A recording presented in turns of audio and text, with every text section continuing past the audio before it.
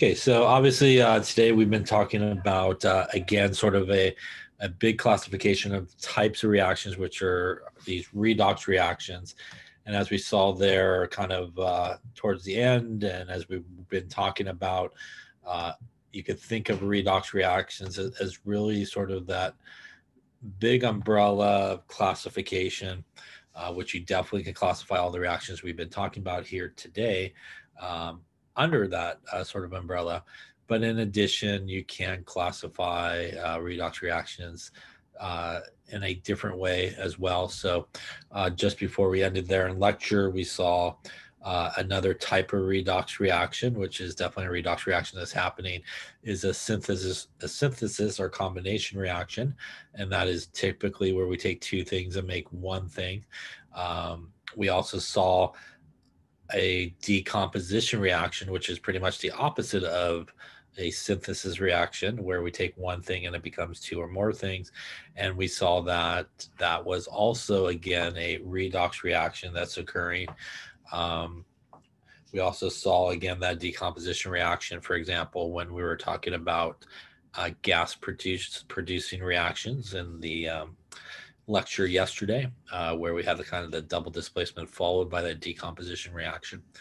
We also saw that combustion reactions, and again, a couple of different sort of types of combustion reactions. So your basic general definition of combustion is, again, that O2 being present, that oxygen gas, is also a redox reaction. And again, the more organic combustion route there, where you have the O2 and the CO2 and water being produced, always, again, is another sort of combustion reaction, and much what most people sort of think about when you say combustion reaction is more that organic one.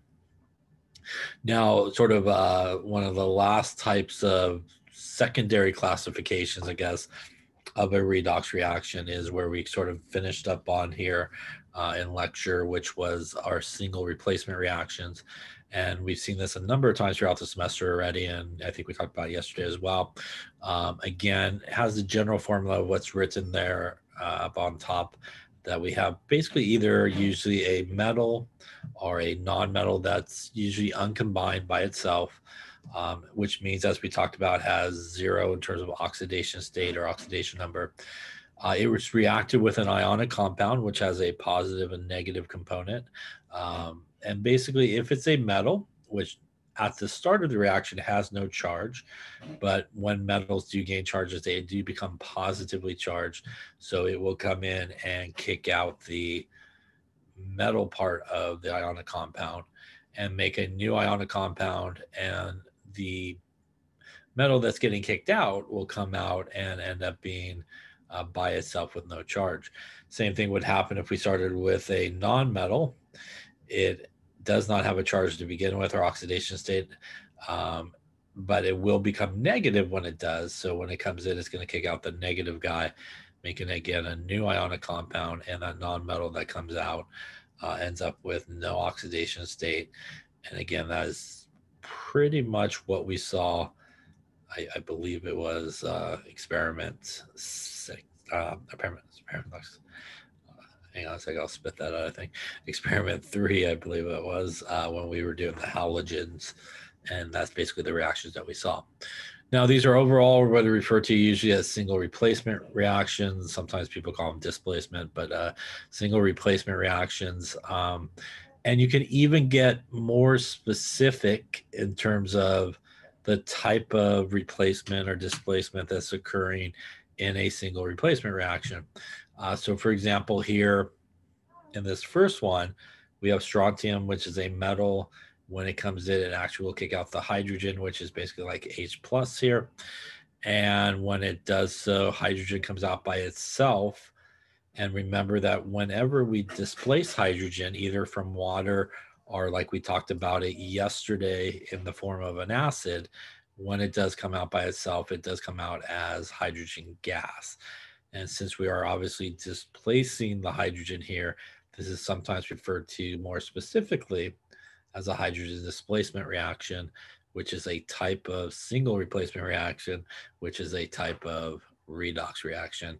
And again, it is still the redox reaction. If we just kind of follow the oxidation numbers here, what we're seeing is the strontium is going from 0 to +2 on the right-hand side, becoming more positive and going through oxidation, while the hydrogen is going from +1 to 0 here.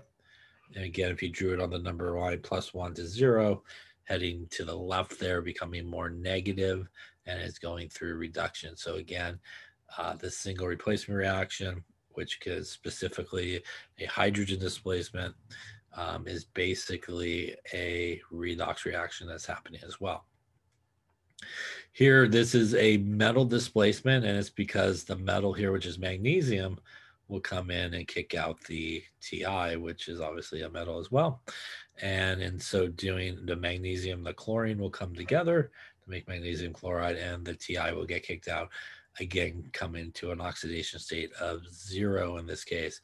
If we follow along what's happening here, again, the Ti is going from +4, which if you drew your number line again, +4 would be over here, and ending at 0, becoming more negative as it's moving to the left, which means the Ti is actually going through reduction. While if we look at the magnesium starting at 0, magnesium ending at +2, becoming more positive, going through oxidation in this case. And again, this is sometimes referred to as a metal displacement because we are obviously replacing a metal in this particular case. Also, as we can see, based on our oxidation states, a redox reaction happening. Again, here, if you kind of look at it, the Cl on this side is -1, Cl on this side is -1. Nothing is changing with the Cl. It actually is a spectator ion in this case. The actual Cl- would cancel out again as a spectator. Coming down to the last one, this is our chlorine that's coming in. And our chlorine, which is a nonmetal, will go and replace our nonmetal. This is exactly what was kind of going on in that experiment that we did earlier on in the semester. And again, because Cl and Br are halogens, this is sometimes more specifically referred to as a halogen displacement, but it's still, again, a single replacement or displacement, and still a redox reaction as we look at our oxidation states here. Chlorine being 0, going to -1. So again, chlorine being 0, going to -1, heading to the left, becoming more negative and going through reduction. Bromine starting at -1, which would be over here, and ending at 0, which is becoming more positive, going through oxidation. Here, the potassium as well, spectator ion, +1 on both sides. Really just a spectator ion that's sort of happening. So really what's happening in this reaction is if we get down to the net ionic equation, it is the Cl2 plus the 2Br- going to the 2Cl- plus the Br2. And that's basically the overall net ionic equation that's happening as well. Sorry about the drilling that's apparently happening. Any questions on any of that there? So this is, again, single replacement reactions, which are also our redox reactions. And again, get very specific about what is happening in each of these cases.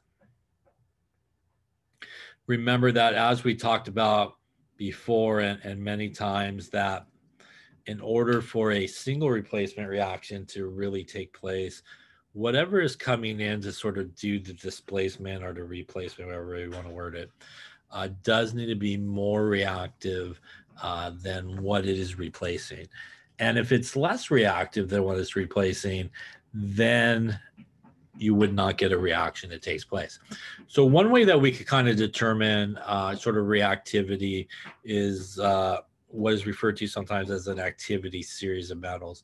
This is kind of a fancy one, a really specific one. Most activity series of metals are really just a list of elements. And somewhere along the way, kind of like hydrogen and some other ones, kind of like this list here, just the left-hand side of it, if you will. And basically the idea usually of an activity series is any element that's higher on the list will replace or displace anyone lower on the list. And opposite of that is true. Anybody lower on the list will not replace anyone higher. So kind of in an activity series, if you're given a sort of traditional activity series, and it's just sort of a list of elements, anybody that's sort of higher on the list is more reactive than anybody lower on the list. So those reactions would take place. And then if you find somebody that's lower on the list, and then we're talking about the guy kind of coming in, if he's lower on the list, he would not replace anybody that would be higher on the list in that particular case. So what we're talking about here, for example, in terms of hydrogen displacement reactions is, again, if this guy is higher on the list, it will replace this guy. If it's not, then obviously it would not take place. And with hydrogen, it does also sort of matter sort of what the source of hydrogen is. In certain cases, you do need stronger sources of hydrogen, like acids and stuff like that, to generate it.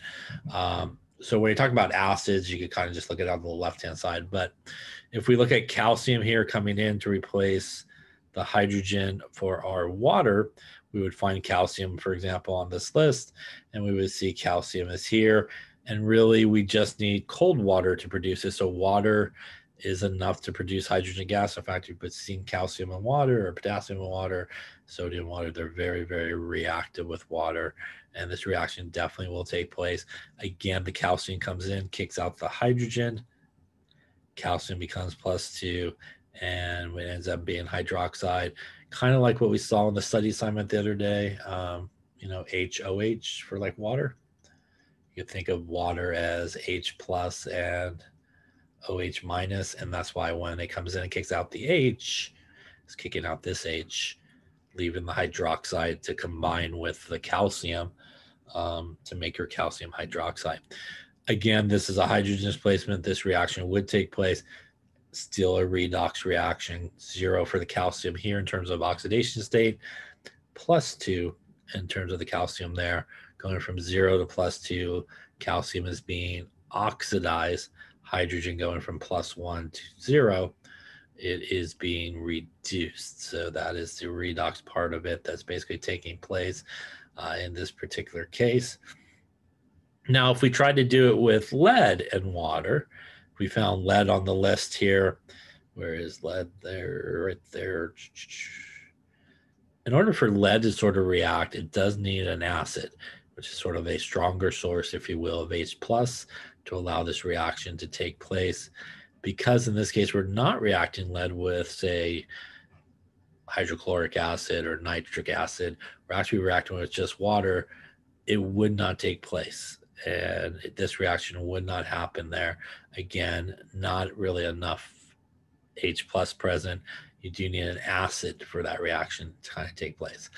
So we can use the activity series to help us determine whether or not a single replacement reaction would happen. If you're dealing with sort of regular situation, you usually can kind of just look on the left-hand side in a list like this. And again, typically higher on the list will replace lower on the list. Any questions on that? Now we also have sort of for our nonmetals or our halogens, a similar type of activity series. And this is actually what we actually determined in that experiment that we did earlier on in the semester. So if you remember, we did a bunch of chlorine water, bromine water, and iodine water. And what we determined was reactivity. This is going up the group there in group 7. It's more reactive on fluorine than iodine, right? It's less reactive. And what that means is, in this case, when chlorine, which is a nonmetal, comes in, is going to try to get rid of the nonmetal there in the KBr. If we look on the periodic table, or even this series right here, we see chlorine is higher in group 7 than bromine, which means chlorine should be more reactive than bromine, and this reaction should take place, again, kicking out the bromine to an oxidation state of 0. And again, a redox reaction happening here, chlorine going from 0 to -1, moving left there on our number line, becoming more negative and going through reduction.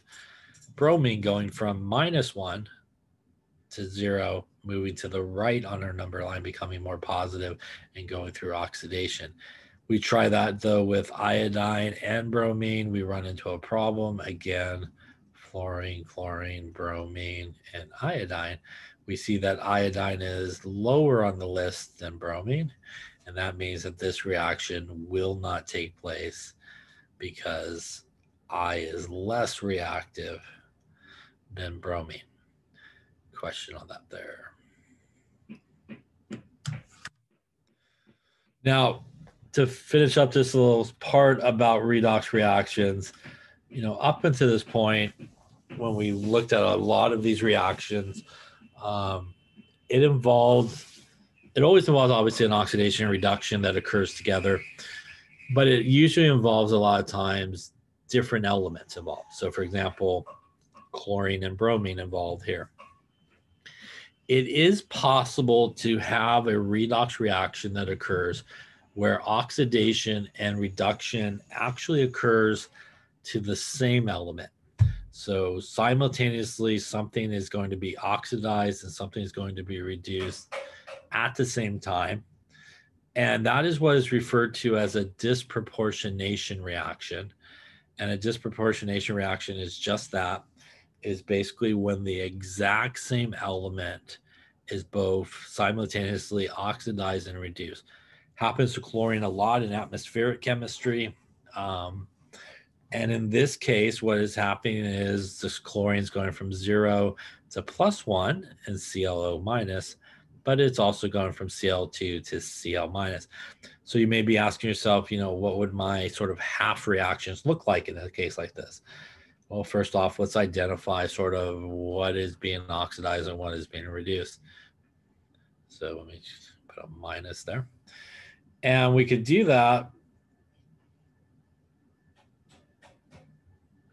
So the question is about the activity series. I would say if you need to memorize it, you don't need to memorize, I'll put it this way, you don't need to memorize probably for us. Where's it? You don't need to memorize this one. If you needed it, it would be provided for you, an activity series, and probably be provided something like this, like a list. And again, higher on the list would be more reactive than lower on the list. The one that you probably should know, though, is this one, since we've seen it enough, is sort of the reactivity of group 7. That's one that, you know, we've seen a lot. So I would say out of both of those, you probably should know this one. You hopefully do, because we kind of did an experiment, all that kind of stuff on it. The other one would probably be provided for you if you needed it. So let's take a look first off, what is happening when we look at these two things. And that would be like one half reaction. That would be Cl2 going to ClO minus. So in this case, the Cl2 started at 0 and it's ending at +1, which is going in this direction. And that means it's going through oxidation. So this would be my oxidation half reaction in this particular case.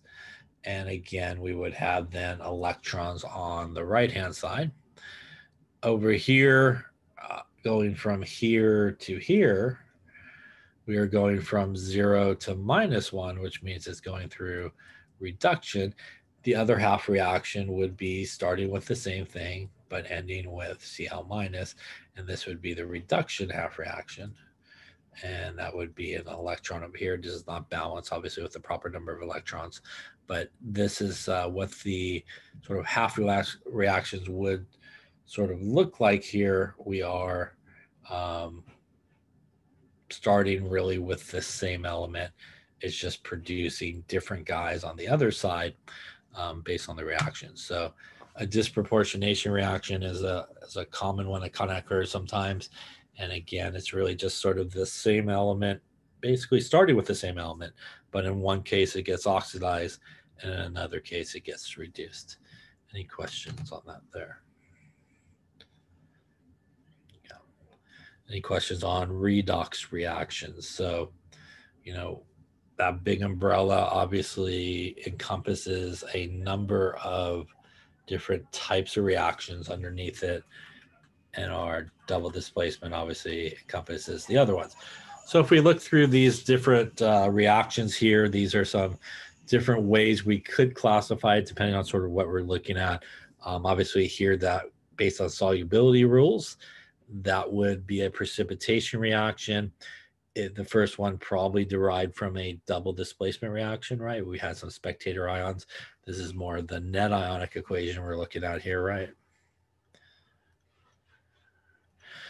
Again, there's probably some spectator ions there. That was there.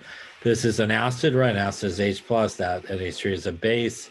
That's an acid-base reaction. This is obviously a single replacement reaction. More specifically, we're coming in and kicking out hydrogen. So that would be a hydrogen displacement. This is a redox reaction. Again, 0 plus 2, 0 minus 1. So a redox reaction, also two things make one thing, combination reaction, or synthesis reaction as well. So again, you can kind of cross-classify reactions depending on what you're looking at. I would say in terms of problems and stuff like that, if you are given some options or ways to classify it, then obviously follow the best sort of option on the question, but you definitely can obviously classify reactions in many different ways. Any questions on that there? So just to summarize sort of the different reactions that we sort of talked about underneath sort of the different umbrellas, if you will, we had, first off, we talked about double displacement reactions. And again, underneath that sort of umbrella, which I just wrote really badly there,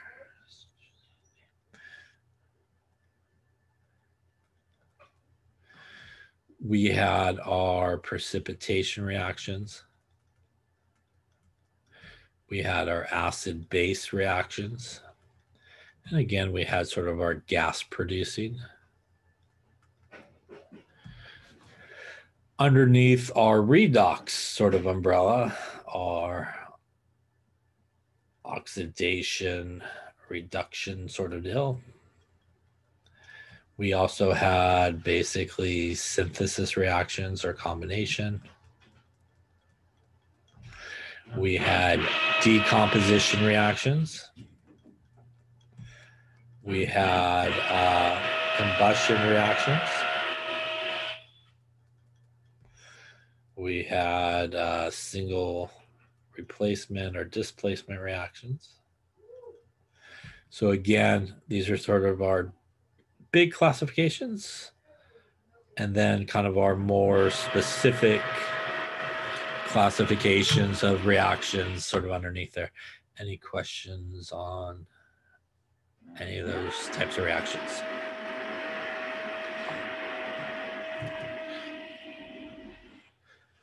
Okay, that then wraps up officially sort of the lecture for the chapter, but we're going to obviously, like I said before, kind of continue on and delve a little bit more into redox reactions. And obviously this is stuff that you do need to know for the exam, and also do need to know for the experiment that, or the study assignment stuff that we're going to be doing. So if you want to kind of know where in your book this would be, it's a good question. It would be actually in further down the road than the chapter, the electrochemistry chapter is where sort of what we're going to be talking about now sort of is.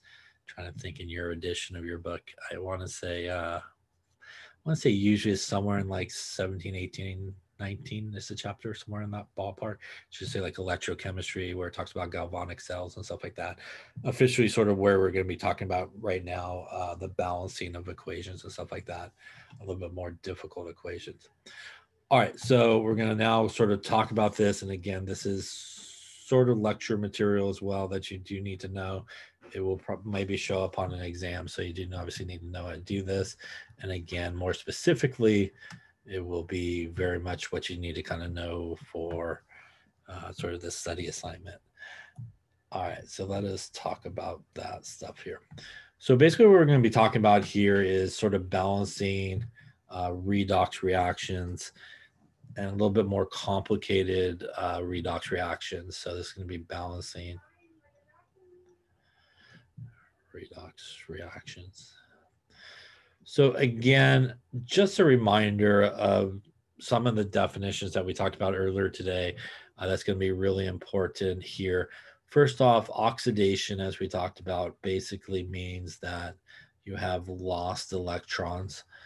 Reduction means that you have gained electrons. So that's where we're talking about the the line goes grr, or the oil rig. We saw that we could use our oxidation numbers in most cases, and then kind of a simple, is it becoming more positive, which means it's oxidation, or is it becoming more negative, which means reduction, right? We also talked about that in addition to what is being oxidized and what is being reduced, we can identify what is the oxidizing agent or the reducing agent. And remember that these things are opposite of the name. So the oxidizing agent, again, is the substance that is being reduced, while the reducing agent is the substance that is being oxidized. While we're talking about oxidation and reduction in general, I'm going to give you two other definitions for oxidation and reduction. And another definition of oxidation means that you gain oxygen as you go from reactants to products. So kind of from the left-hand side of the arrow to the right-hand side of the arrow, something has gained more oxygen. Another definition of reduction is something that loses hydrogen as you go from reactants to products.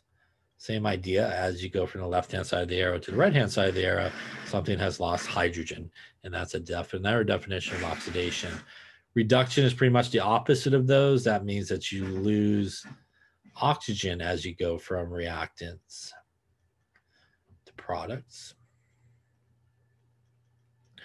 And you also would gain hydrogen as you go from reactants to products. So these definitions here that I kind of put in red, I would say that probably in most cases, you won't come across too often here in general chemistry. These definitions, if you happen to probably decide to go on to organic chemistry, you use these definitions of oxidation and reduction a lot. But usually in most cases, it does creep out occasionally into some problems sometimes in general chemistry. But most of the time, you'll probably use those definitions more so for organic chemistry. And most of the time when we talk about oxidation here in general chemistry, it is the sort of gaining and losing of electrons that allows us to determine what is being oxidized and what is being reduced. And you usually have something there that has a oxidation state that you can follow, and you'll be able to sort of figure it out from that. Remember as well that, you know, if you're struggling to figure out what is being oxidized or what is being reduced, or maybe it's a situation where you could only figure out one of those things, like I know this guy here for sure is being oxidized.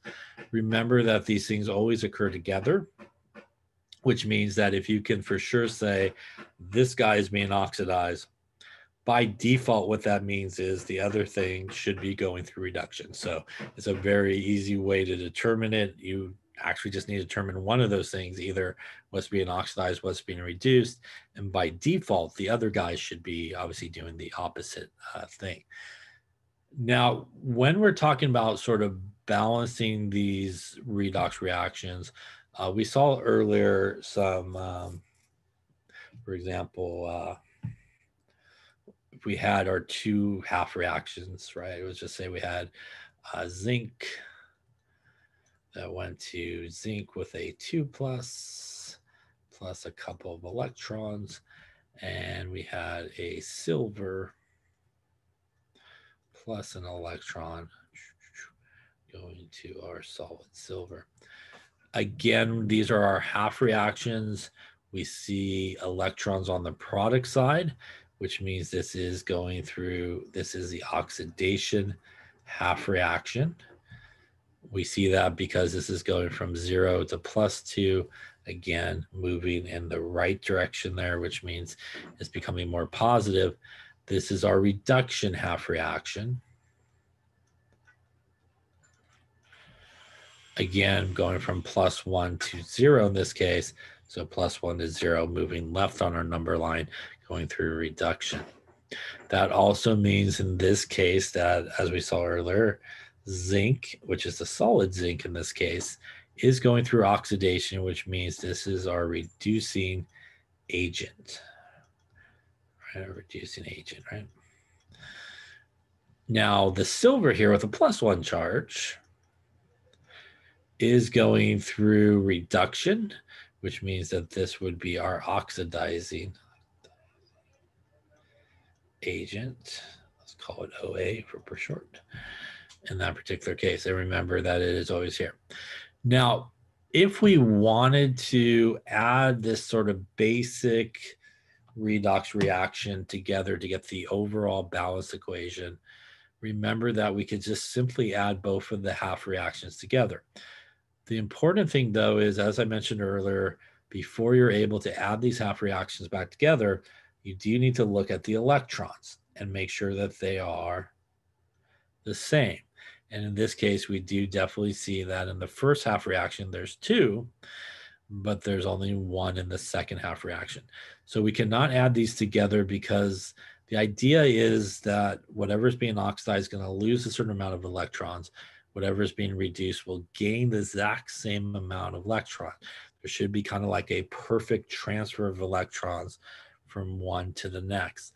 So to fix that, what we will have to do is multiply the bottom half reaction by a common number to get us to the same number of electrons. In this case, it would be 2.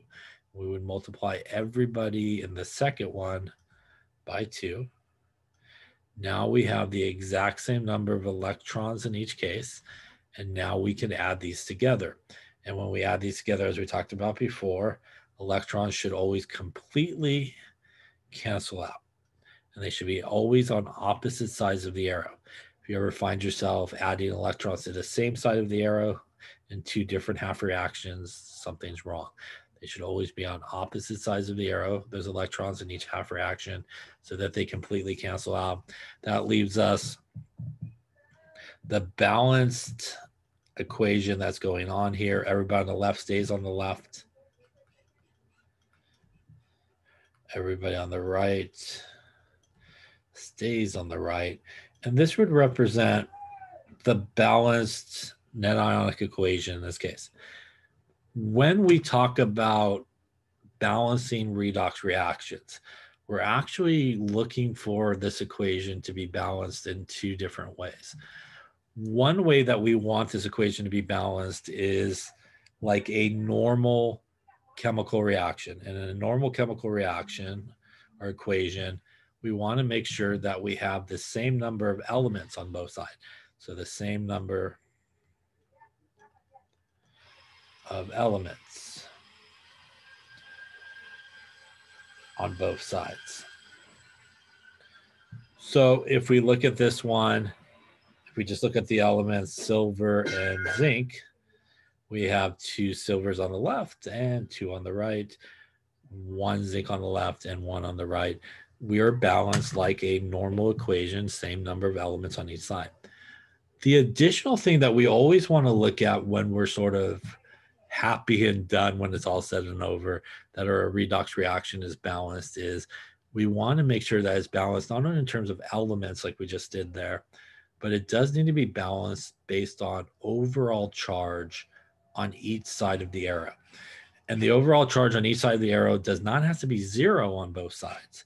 It just has to be the exact same overall charge on each side, which means if one side is 0, the other side needs to be 0. It means if one side is +2, the other side needs to be +2 overall.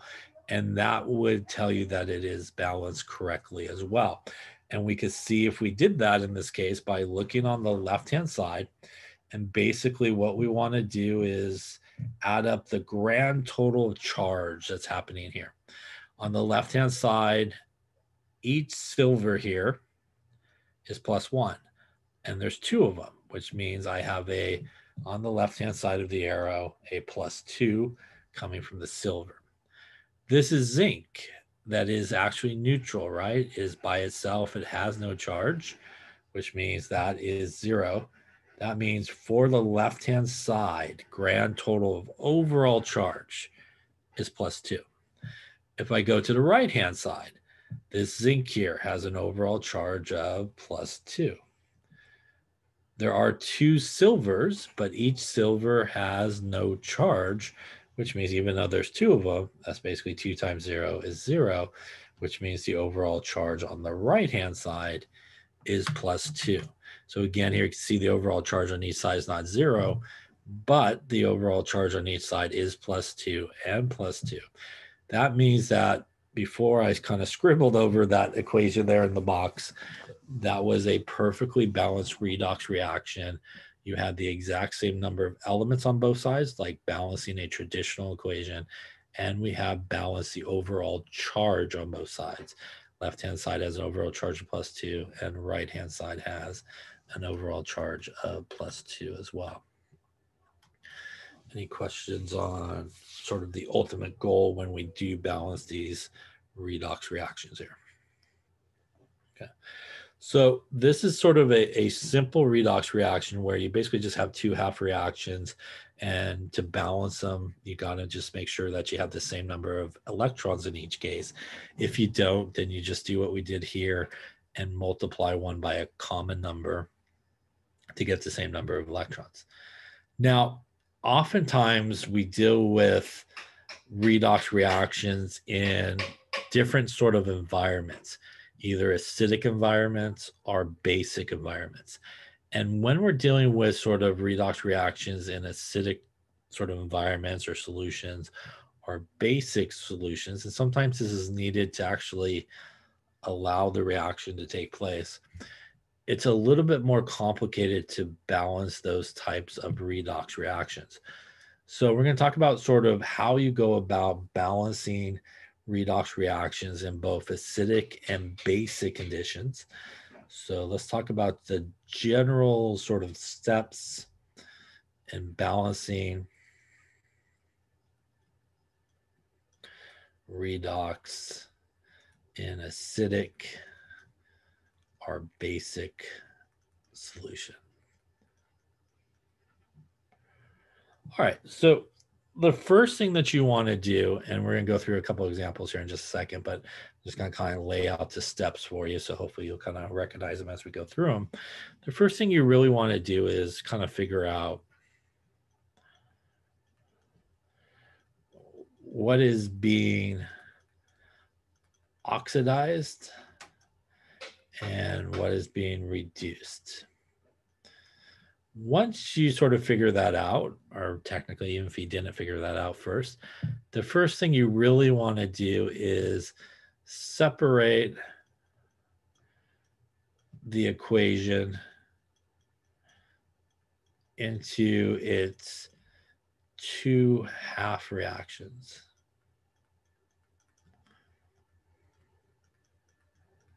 Obviously, one would be the oxidation half reaction.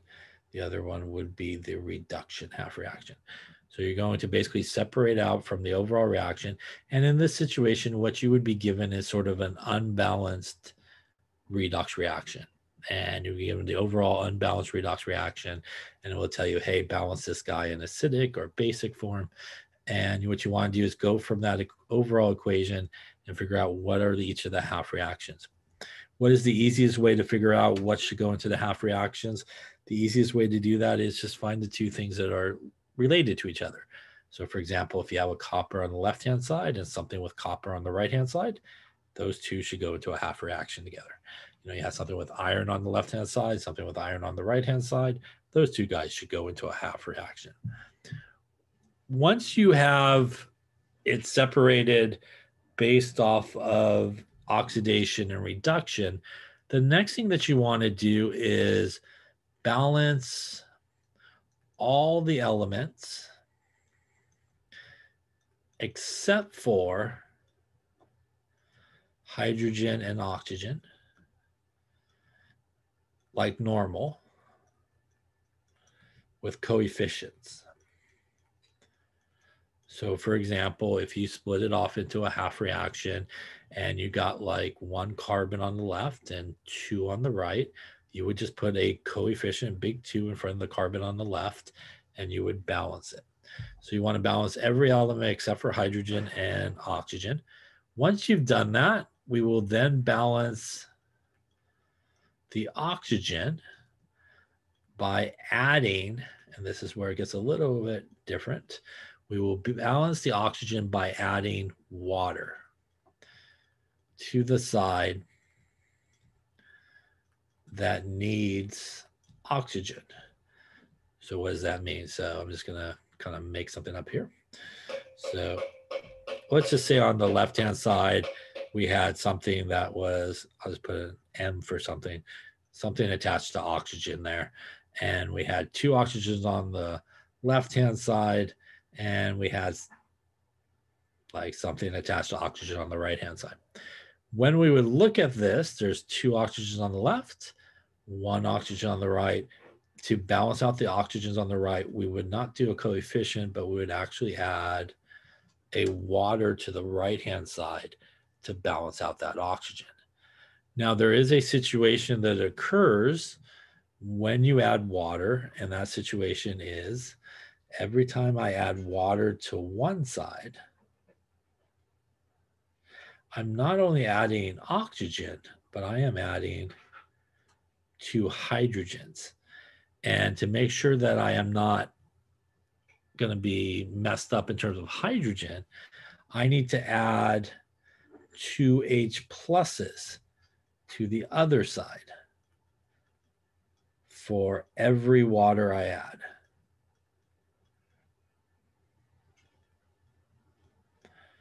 So what does that mean in my little example here? I added 1 water to the right-hand side. Purpose of adding that water was to get 2 oxygens total. So 1 and 2, which balances out there. But now you can see here in my example, I now have 2 hydrogens on the right-hand side, but none on the left-hand side. So to fix that, what I would add to the left-hand side is 2 H pluses. The 2 H pluses on the left-hand side are added to balance out the 2 hydrogens that are in the water. Any question on that?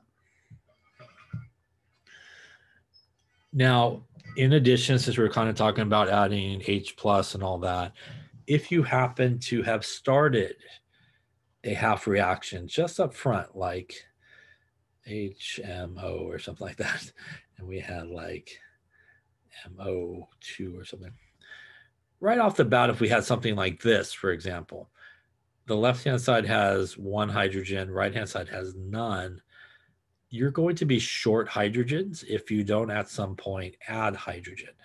So if you happen to start a half reaction with extra hydrogen on one side versus the other, which sometimes does happen, you want to just right off the bat add an H plus to balance it out. Otherwise, again, you will find yourself short in terms of hydrogen along the way. So there's another situation where just right off the bat, when you start, you don't have the right number of hydrogens. So when we do this, we will then be balancing both the oxygen and the hydrogen. So separate out into half reactions. We want to balance everybody else in terms of elements besides hydrogen and oxygen with coefficients that come in front. We then move to oxygen and add water to whatever side needs the oxygen. And for every water that we add to one side, to the other side, we add the appropriate amount of H pluses. So that's basically 2 H pluses for every water that we added. Now, once you've done that, you want to Once you've done that, you now want to balance the charge on each side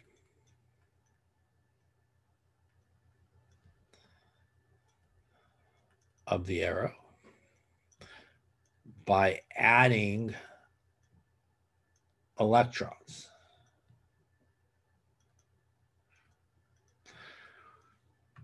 Again, here, what we are looking for is we want to balance the overall charge on the left-hand side and right-hand side. They need to equal each other. So whatever side needs the negative, you would add electrons to it. So for example, you know, if we look at the one I did up here, this should work in my made up one. If I look at the overall charge here on the left-hand side of the arrow, on the left-hand side of the arrow, the overall charge is +2. If I look on the right-hand side of the arrow, that overall charge is 0. For water is 0. Overall charge on the right-hand side of the arrow is 0. That means in order to balance it out, I would have to put 2 electrons on the left-hand side. 2 electrons gives me a -2. -2 and +2 on the left-hand side equals 0, which now equals the overall charge on the right-hand side. So you're going to add electrons in an effort to balance out the overall charge on each side of the arrow. This is where this part can be very helpful for you. Because if you have already identified what reaction should be your half reaction, that's oxidation, and which one should be your reduction half reaction, you will know if you are adding electrons to the correct side. For example, in my example, I added electrons to the left-hand side, which means this should be my reduction half reaction. If this was my oxidation half reaction, then I definitely screwed up, but this should hopefully be my reduction half reaction. Once you've added the electrons to balance out the charge on both sides, you then want to make sure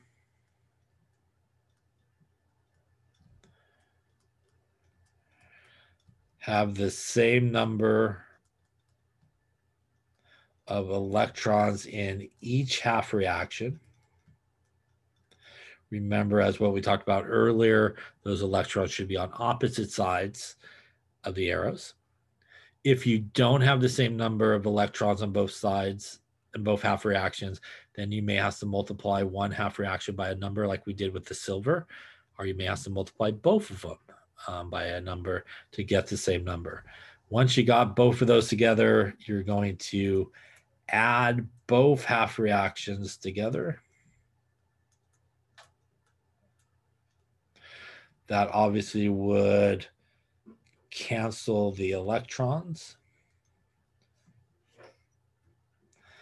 And if you do all that successfully, at that point, you should have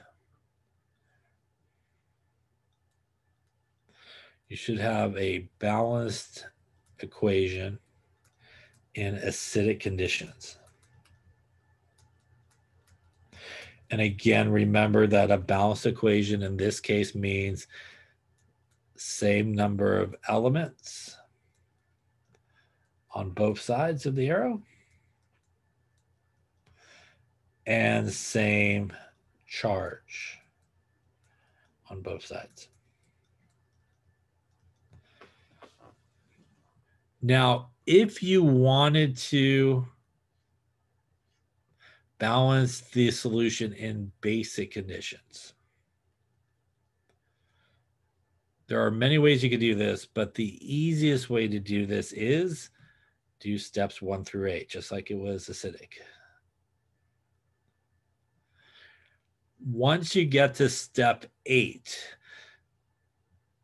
you will have a balanced equation where there will be some H pluses on one side of the equation. What you do is, to make it basic, is you add OH minus to both sides of the arrow. And you may be asking, how many OH minuses should I add? You should add it equal to the number of H pluses. So if I were to do this at this point, obviously it would have a lot more stuff in there. But if I had 4 H pluses at this point in my balanced acidic equation, I would then add 4 OH minuses to the right-hand side and 4 OH minuses to the left-hand side because I had 4 H pluses in my reaction. On the side where there is H plus and OH minus, these guys will come together to make 4 waters. And in most cases at this point, you would probably combine to make water.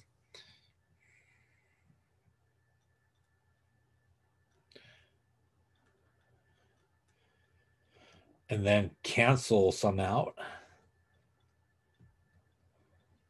And if you do all that at that point, you then should be balanced in basic conditions.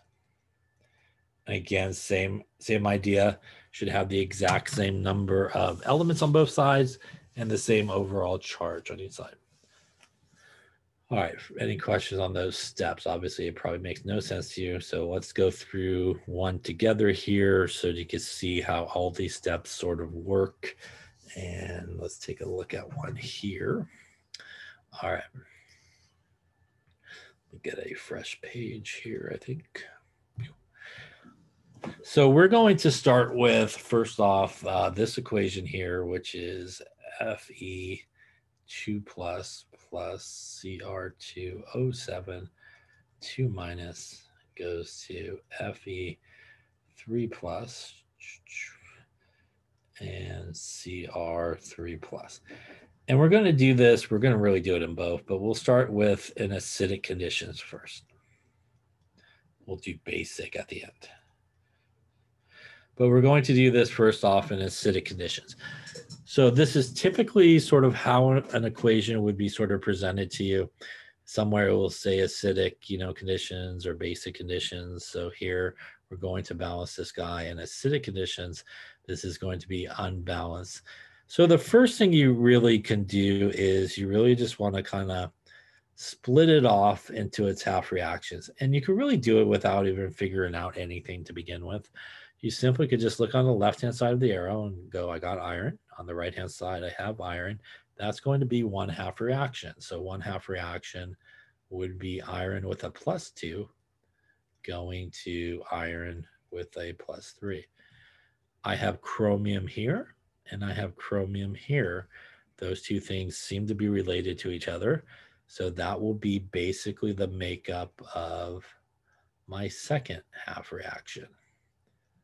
So even before you figure out, what is being oxidized, what is being reduced, you can very simply kind of break it up into its half reactions. Any questions on that so far? Now, it's a very good idea to figure out, what is being oxidized, what is being reduced, because it does help you sort of check yourself along the way. So if we were to do that and we look at this, we see that iron here has a +2 oxidation state. Iron here has a +3 oxidation state, which means +2 to +3 is going in this direction, which means it is being oxidized, the iron. So our iron is going through oxidation. Our chromium here is +6. If you remember, we did that earlier today. And our chromium here is +3. So +6 is way over here for our chromium. +3 is going in this direction, which means our reduction half reaction is our chromium one. So we've now identified that this is our oxidation half reaction. This is our reduction half reaction. Now, to tie it into something else that we talked about, because the iron 2 here is going through oxidation, that means that the iron 2 here would be our reducing agent, right? So that's our reducing agent. We also know that the dichromate here is going through reduction, which means that this guy should be our oxidizing agent. Remember that the oxidizing agent and reducing agent are different than what is being oxidized and what is being reduced. Any questions on that there? All right, so now I know what is being oxidized, what is being reduced. I also know what is our reducing agent, what is our oxidizing agent. I am now ready to balance this guy. So we have separated it into our half reactions. The next thing what we want to do is balance all of the elements except for hydrogen and oxygen. So we'll switch colors so we can kind of see that there. All right. Looking at the first half reaction, I have one iron on the left and one on the right. Again, we're not looking at charge here, but we're actually looking at, how many actual sort of elements of those guys are there, or ions, I guess, in this case. And there's one iron on the left, one on the right. So we don't have to do anything with it. When we come down to the reduction half reaction, there are two chromiums on the left, only one on the right. So we're going to fix that like we normally would balance an equation by simply putting a 2 coefficient in front of that. Any questions on that there? We have now balanced all the elements besides hydrogen and oxygen. It is now time to go to oxygen to balance it. So again, if we look in our first half reaction, there's no oxygen on the left, there's no oxygen on the right, so we don't have to worry about it. So don't add anything there or anything like that. You don't have to worry about it because there's no oxygen. When we look at the reduction half reaction, on the left-hand side, there are 7 oxygens. On the right-hand side, there are none. So remember that we balance oxygen here by adding water. So we want to add enough waters to get us to 7 oxygens. That means that we need to add to the second one 7 H2Os. Those 7 H2Os are going to provide 7 oxygens to the right-hand side, which matches the 7 oxygens we have on the left-hand side. Remember, though, that every time we add water in this situation, we are adding 2 H pluses as well. So we would then need to add 7 times 2 is 14 H pluses to the other side of the arrow. And that now gives us 14 hydrogens and 14 hydrogens. So that's a really important part. You got to make sure that you balance the hydrogen on the other side when you add the water. Any questions on that there? All right, so now we balance all the elements.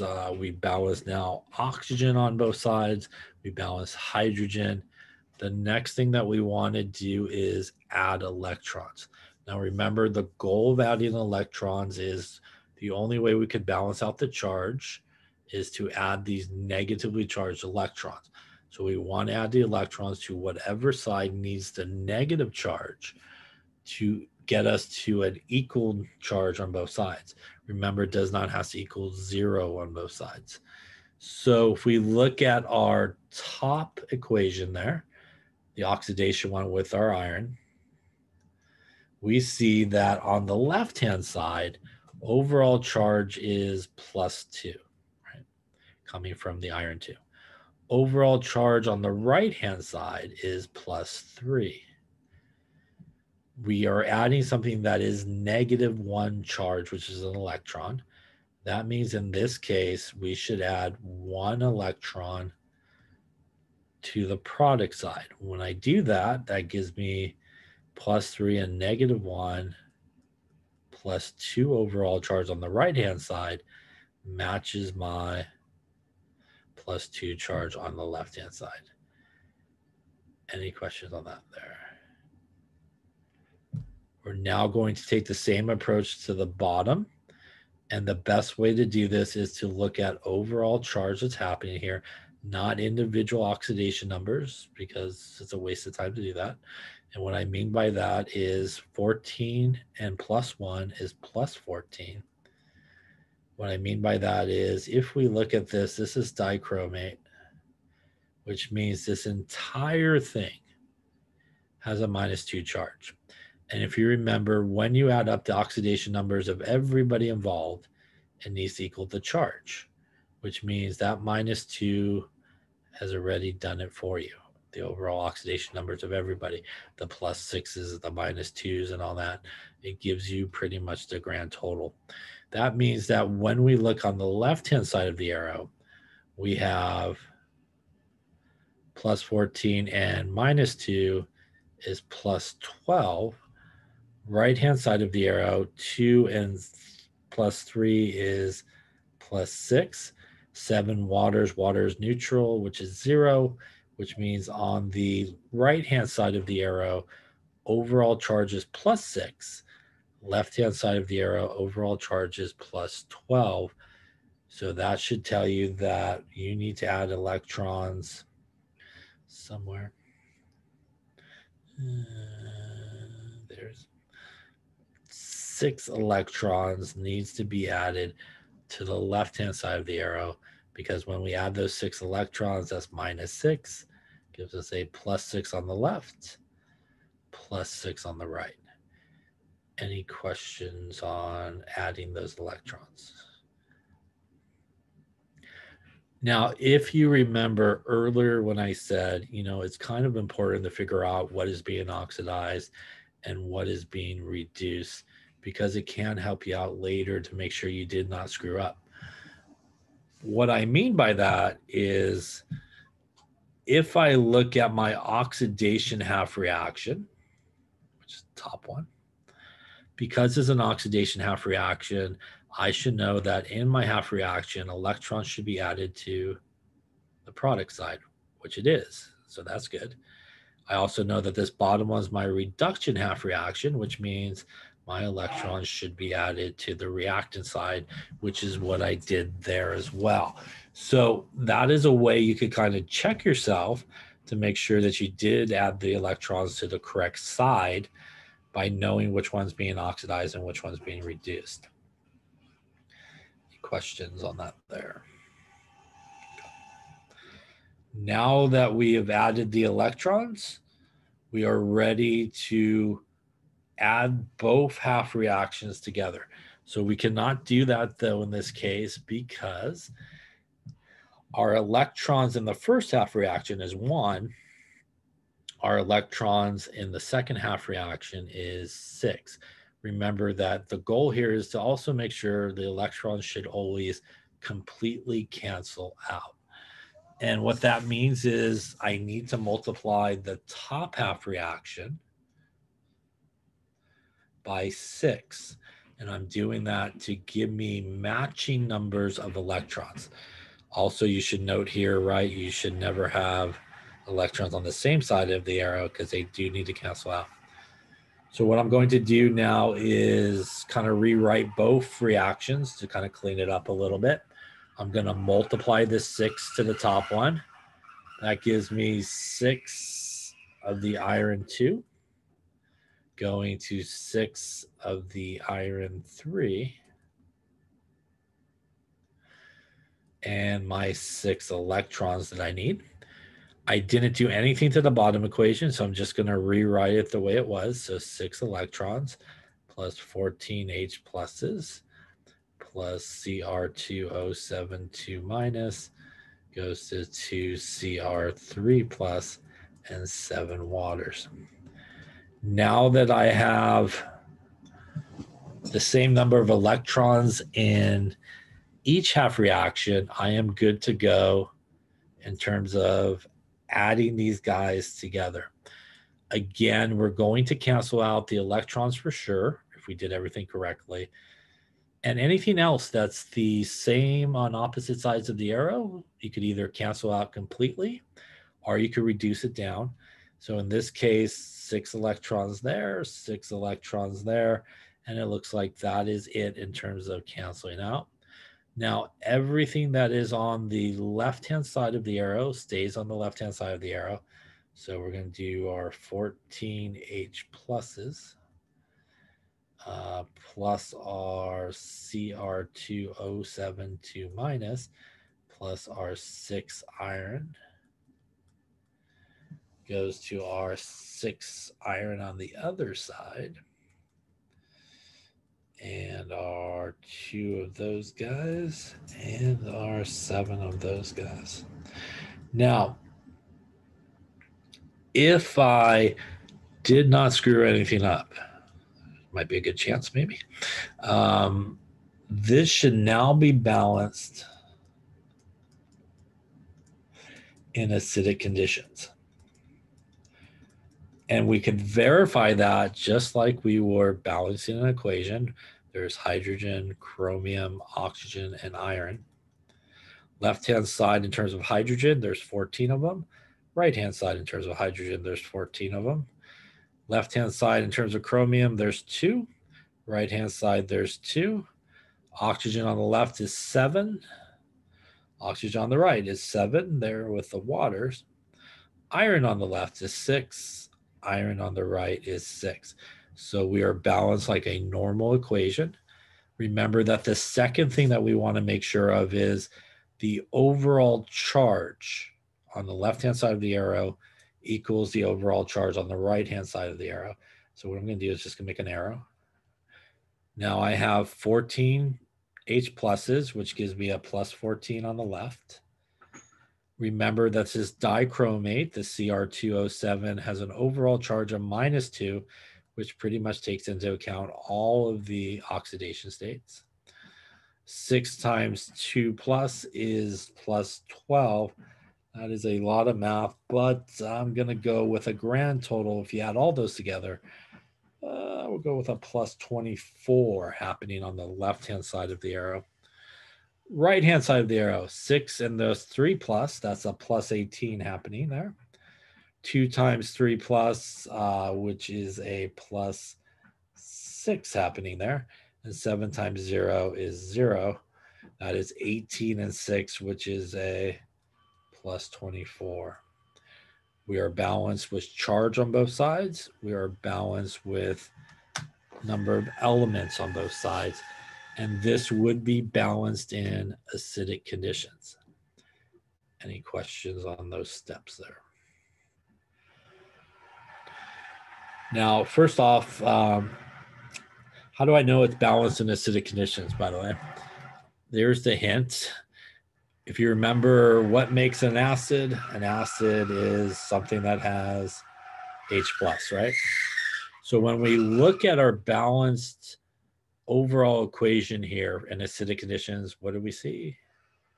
We see H plus present. So that's a big indication that this has been balanced in acidic conditions.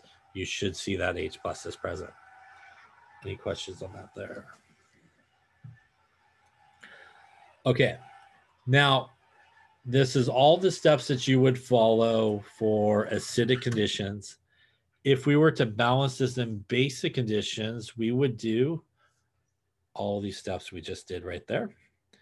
And now what we would do is after we got it all balanced in acidic conditions, we can basically turn it into basic conditions fairly easy. And I'm going to do that next on the next page. So now let's just say that this question was a little bit different, starting with the same reaction we want to do in a basic conditions. Again, if it was basic conditions, we're just going to do everything we just did. That would give us our equation that we had at the end. And now if we want to do this in basic conditions, again, everything we just did, that laid us up at the end, 14 H pluses. And all I'm doing is just recopying our final guy there on the other page. Cr2O7 2 minus plus 6 iron 2. On the other side, we had 6 of the iron 3 plus 2 of these guys and 7 waters. Okay. So as I mentioned before, if you're doing acidic conditions, if you're doing basic conditions, there are, again, a number of ways you could do it, but it doesn't really matter. The best approach, I think, for basic conditions is just balance it like we just did on the previous slide, get it balanced in acidic conditions. At this point, in order to take it into basic conditions, we are going to add OH minus to both sides. So if you remember, we're going to add OH minus to both sides. So here we want, I'll just put up here, add OH minus to both sides. How much OH minus are we adding?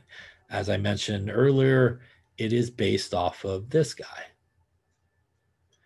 So because I have 14 H pluses, I am then going to add 14 OH minuses to the left-hand side and 14 OH minuses to the right-hand side.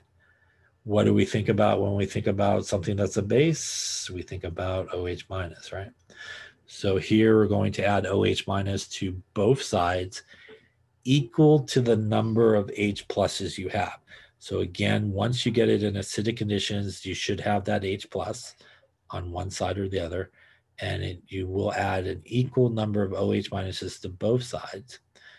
To the side where we have OH minus and H plus on the same side, OH minus and H plus has a very strong attraction to each other, and it will want to come together to make water. And you will make 14 waters as a result of these two guys coming together. And the rest of the reaction there will be the same.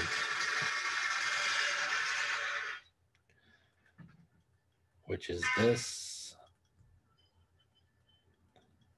plus that. And this. And this. And this. Okay. Now, what typically happens in this case is once you combine those guys to make the water, you typically will find yourself with water on both sides. And that's a very common thing that will happen. We can reduce that down. You could think of the arrows like an equal sign. We basically could be subtracting 7 waters to the other side. When we do that, this will go away. This guy will then reduce down to 7 waters, basically subtracting the 7 from the other side. And everything else here will be the same.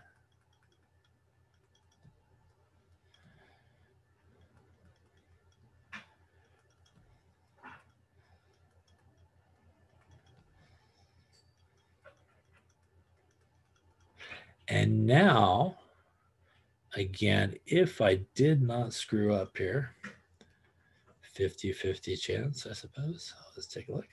We should still be balanced. So again, we still have hydrogen, chromium, oxygen, and iron. And again, on the left-hand side, 14 hydrogens, right-hand side, 14 hydrogens. Left-hand side, 7 oxygens and 7 oxygens is 14. I guess I should put that in the right spot.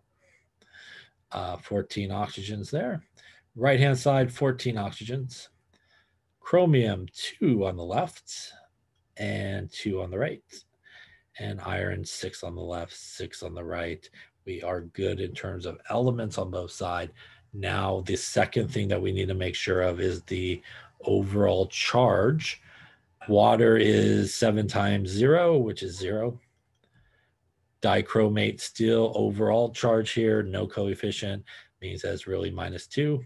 6 times +2 is +12. That is -2 and +12. It's a +10, I think, if I did my math right there. Left-hand side of the arrow, 6 and +3 is +18. 2 and 6 is +6. 14 and -1 is -14.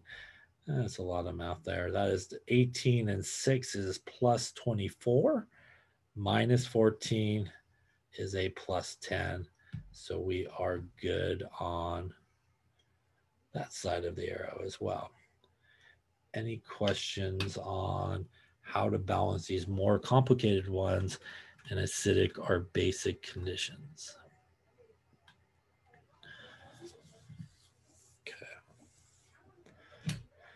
Okay, so I think what we'll do is let me give you one here or so to maybe work on, and we'll make sure hopefully everybody's on the same page. So let us look at, why don't you do this one here.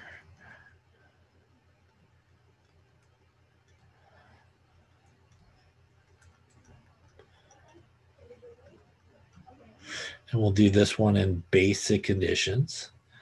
And let's do maybe, let's see.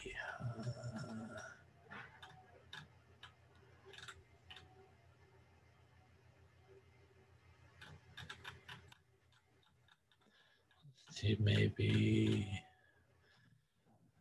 let's do this one, why not? Let's do this one here.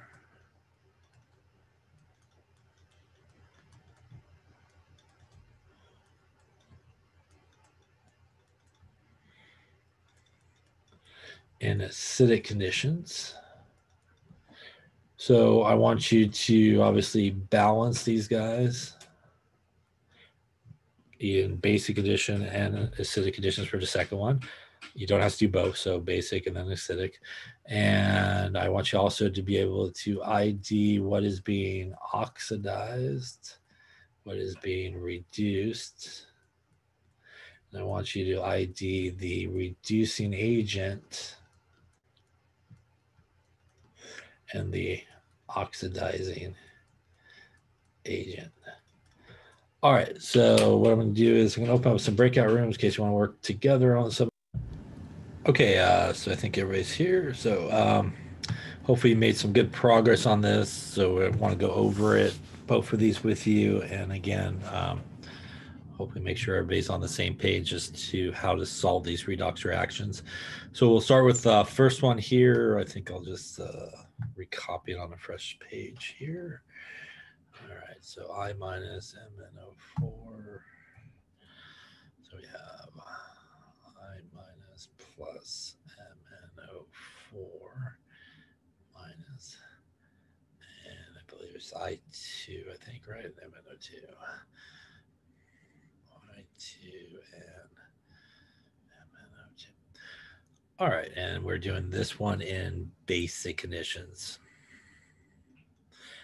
All right, so remember that, you know, like I said, there's multiple approaches for basic conditions, but I found over the years that the easiest approach is what we talked about, that we're just going to simply solve this for acidic conditions first, and then at the end kind of turn it into basic conditions.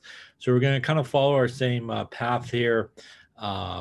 We'll just separate out our half reactions. And again, you really could just do that based on finding common elements on each side. And clearly we see we have I minus on the left and I2 on the right. And obviously the next guy has Mn in it. And obviously the guy on the far right there has Mn in it. So those two guys are going to be related to each other as well. Also, a fairly good idea to figure out what is being reduced, what is being oxidized, since I also asked that as part of the question. So for that, we can look at our oxidation states to help us out. If we look at I minus, the oxidation state of I is -1. For our MnO4 minus, oxygen is -2. That's -8 for the oxygens. It does need to equal -1 overall. So that's going to be what I say there, -8. So that looks like it is a +7 in terms of the oxidation number for Mn.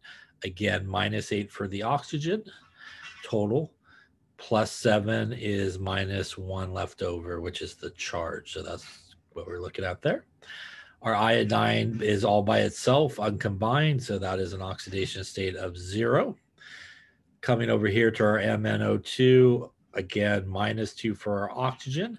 That's -4 in this case. Overall is no charge, which means that the Mn here is +4 in terms of our oxidation numbers.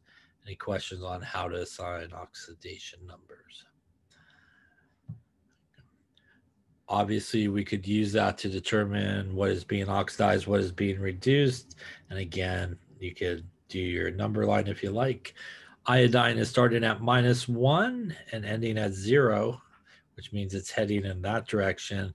And that means it is becoming more positive and going through oxidation, which means that this is our oxidation half reaction, the I minus. By default, we already know that this guy will definitely has to be our reduction half reaction.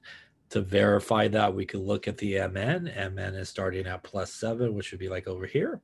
It's ending at +4, which means it's moving in this direction. And that means it is being reduced. So again, it does verify that as well. That then means that the MnO4 minus is going through reduction. What that means finally for our last question that was sort of asked there before we get into the balancing part of it is that would mean that our I minus, which is going through oxidation, would be our reducing agent.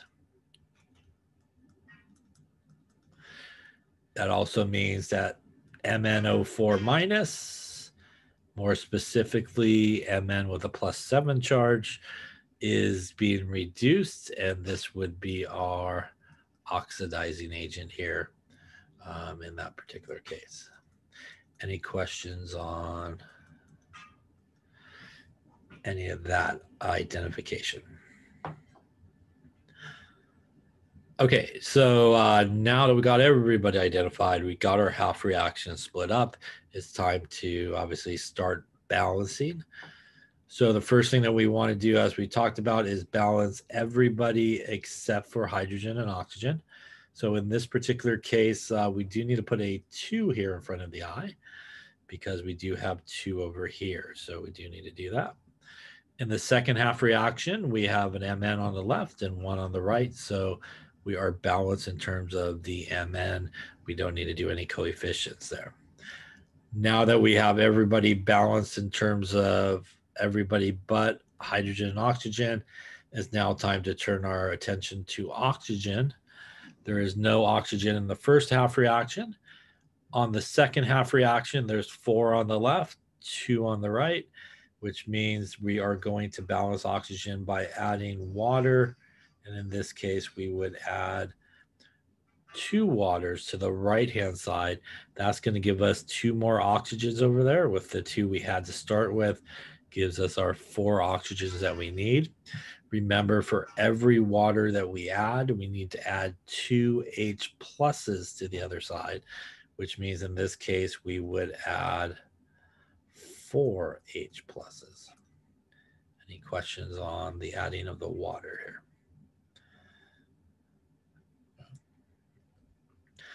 Well, at this point, we balanced everything other than hydrogen and oxygen. Our hydrogen and oxygens are balanced now. Now we're ready to move on to balancing the overall charge in each half reaction by adding electrons. So for this, we want to really just look at overall charge on each side. So to start with, this is -2. Overall charge over here is 0. So we are adding negative electrons, which means in this case, we need to put 2 electrons on the right-hand side. And that does make sense because this, again, is our oxidation half reaction, which means our electrons should end up over there on the product side. So again, that does make sense. That's why it's helpful to identify what is going on. Overall charge happening here on the left-hand side, that is 4 times +1 is +4. Remember, we can just look at the overall charge here on this polyatomic ion, and that is -1. That does give us a grand total of +3 happening over here on the left-hand side. Right-hand side, this guy is neutral, which means 0. And right-hand side, this water is neutral, which means 0. So 0 plus 0 is 0. That means that in this particular case, the electrons are going to be added to the left-hand side, and we would need 3 electrons in this case. The 3 electrons gives us a -3. -3 plus 3 equals 0 to match our 0 over here on this side. Any questions on any of those steps so far? All right, at this point, we're ready to add these back together, but again, we do have a situation here. We cannot add these back together at this point because in one half reaction, we have 2 electrons. In the other half reaction, we have 3 electrons. So remember that we do need the exact same number of electrons in both half reactions because they should completely cancel out before we can do that. So easy way to do that is common number between 3 and 2 is 6, which means to get me 6 electrons in the top one, I need to multiply the entire guy by 3. To give me 6 electrons in the bottom half reaction, I need to multiply the entire thing there by 2. What I'm going to do is just rewrite everything here and try not to mess it up there. So here we go.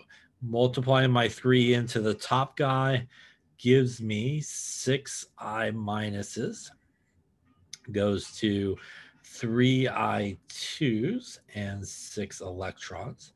Multiplying my 2 all the way across, not just the electrons, but everybody there. That gives me 6 electrons plus 8 H pluses plus 2 of the MnO4 minuses. Going to the other side, 2 MnO2 and 4 H2O. Now I should be good to go here. I can cancel out my electrons on the left-hand side and right-hand side. And by the way, this one made sense because that's a reduction half reaction, so we did add it to the correct side. Nothing else looks like it cancels out, so that's going to leave me 8 H pluses plus 2 MnO4 minus plus 6 I minus. So that is everything on left-hand side of both arrows, is basically.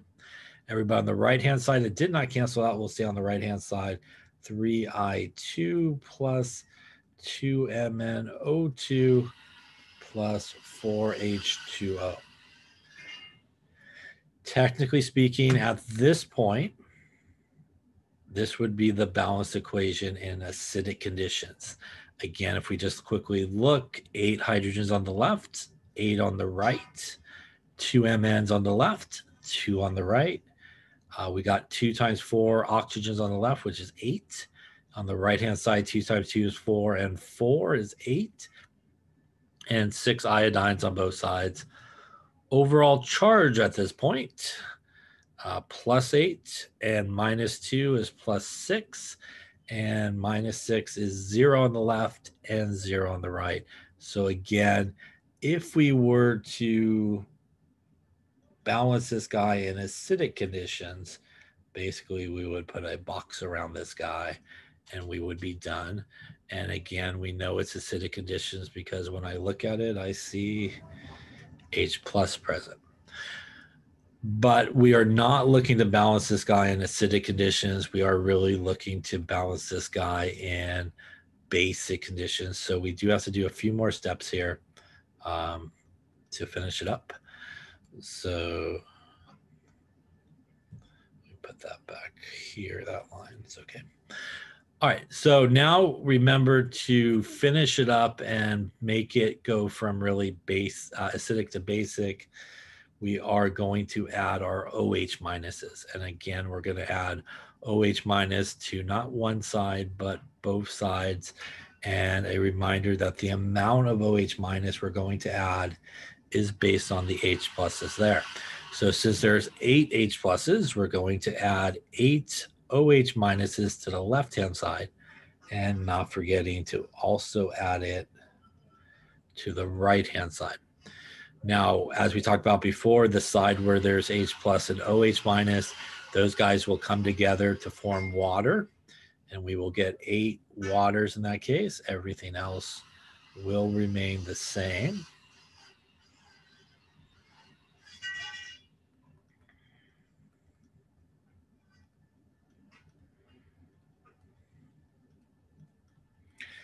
And again, we see kind of like what we talked about in the previous one, we will typically end up with some waters on both sides. We could reduce it down basically by subtracting the 4 waters from the right to the 4 waters to the left. That's going to leave us with 4 waters on the left-hand side, and everything else here will be the same.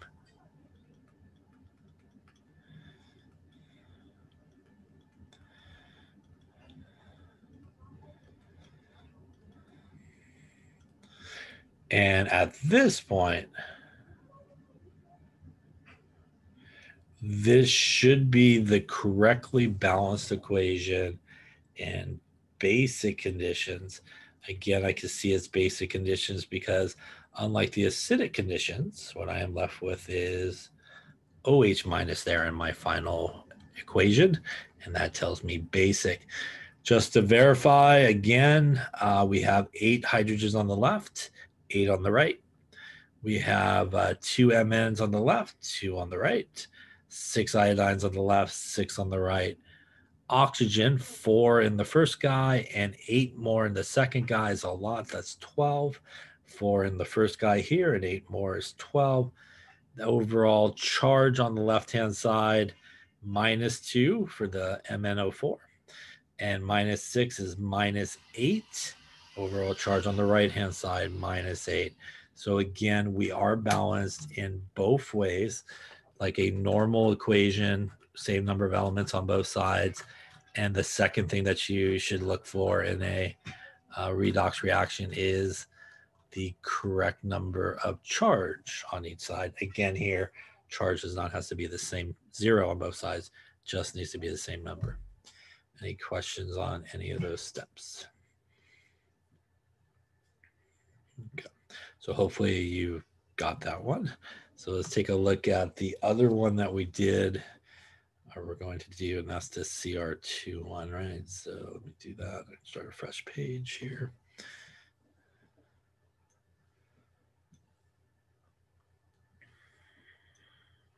Okay, so this one was dichromate here, it looks like.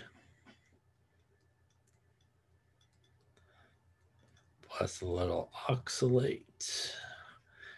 Doing some chromium and some CO2. And this one we are doing in acidic conditions, so we don't have to do really the additional steps there for basic. We'll just do our first several steps there. All right, so starting out the same approach, just going to simply find guys that have the same elements in it. So I see Cr on the left, I see Cr on the right, so Cr2O72 minus and Cr3 plus.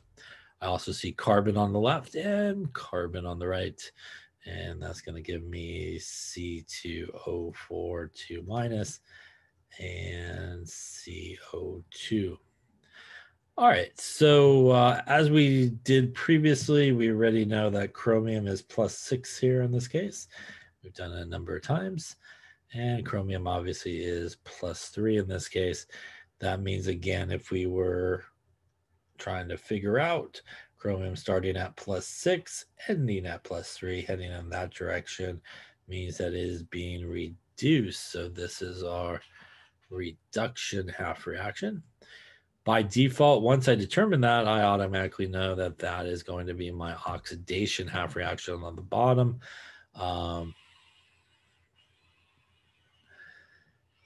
That is -2, which gives me -8, and it does have to be -2 left over.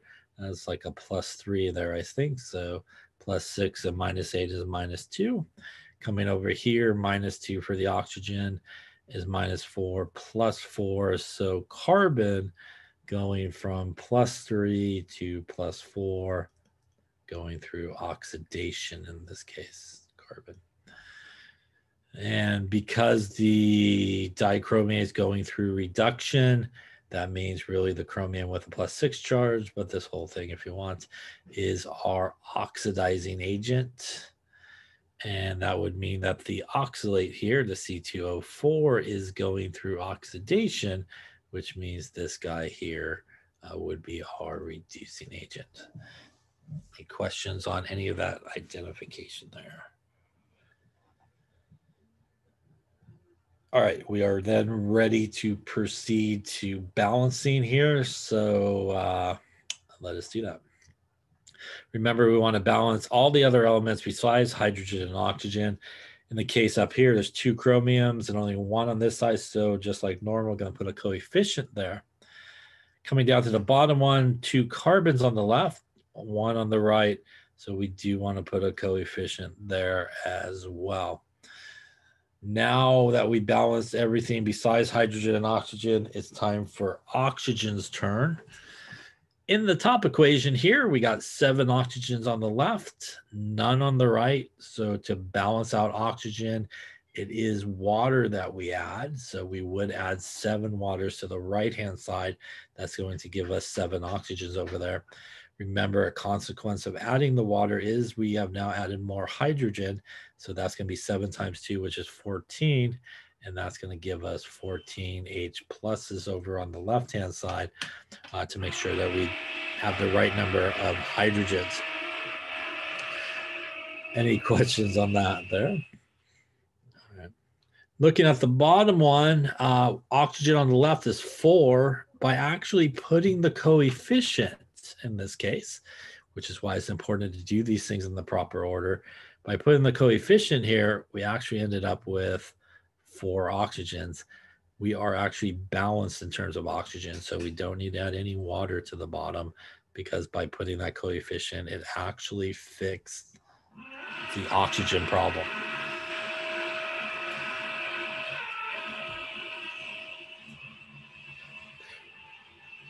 That means that we are now ready to add our electrons to balance out the overall charge on each side. So remember here, we're going to look overall charge. So that's going to give us a plus 14. Overall charge, because it's a polyatomic ion, we could simply just look at that number there, and that's -2. That is going to total us out at a plus 12 happening over here on the left-hand side. Right-hand side, 2 times plus 3 is plus 6. 7 times 0, because water is neutral, is 0. And that means that on the sort of left-hand side here, we have plus 6. That means that we should add 6 electrons over here to the left-hand side. That then would give us a -6. -6 and plus 12 is plus 12 plus the, I'm sorry, that's, I'll get my calculator out. That's plus 12 and -6 is plus 6. And that matches the plus 6 that we have on that side. So we are good.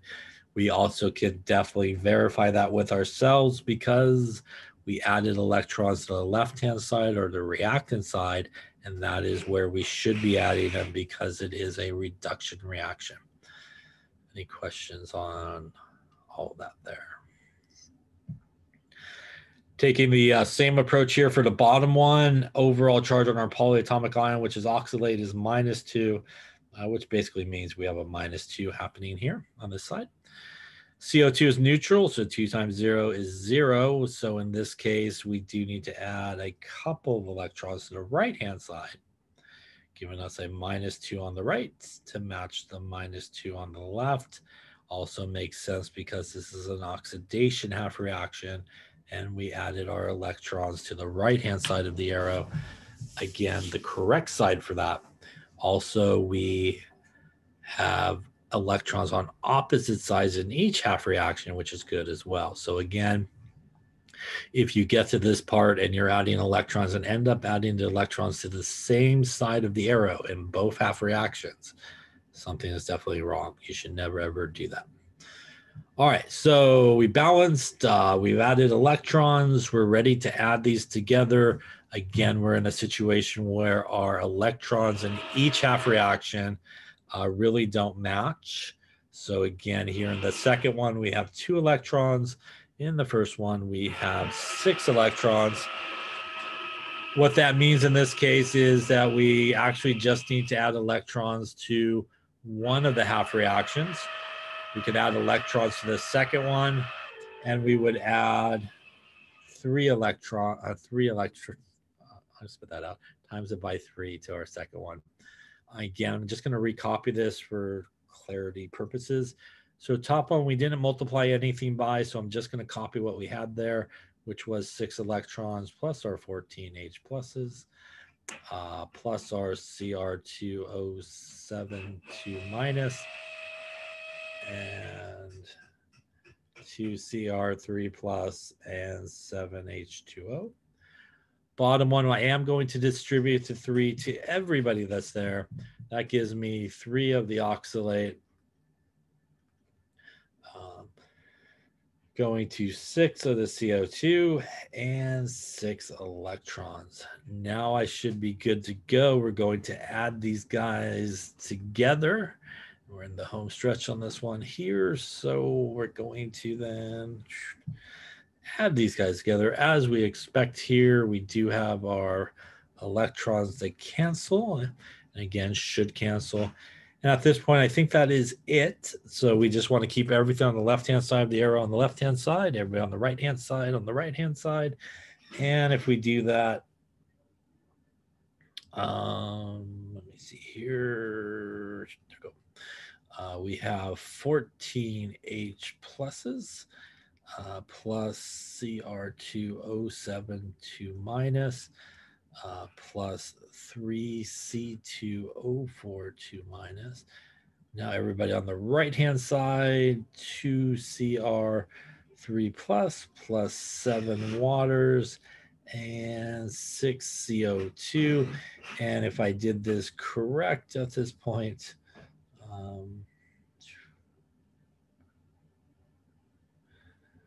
this should be the properly balanced equation in acidic conditions. So we can just quickly kind of verify that.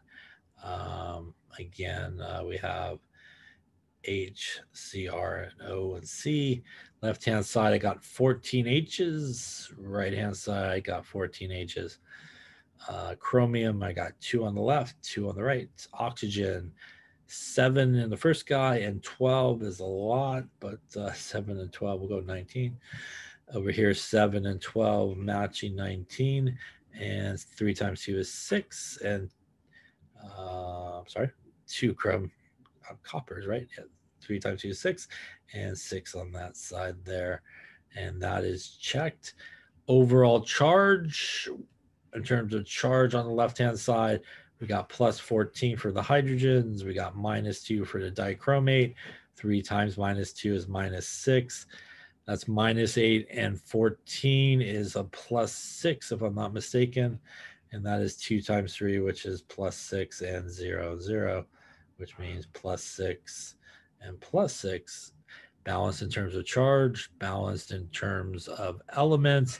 We know this is acidic conditions, again, because we see H plus present. So definitely know that this has hopefully been balanced in acidic conditions. Any questions on any of those steps along the way there?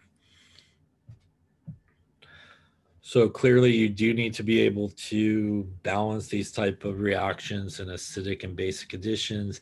You need to be able to identify what is going through oxidation, what is going through reduction.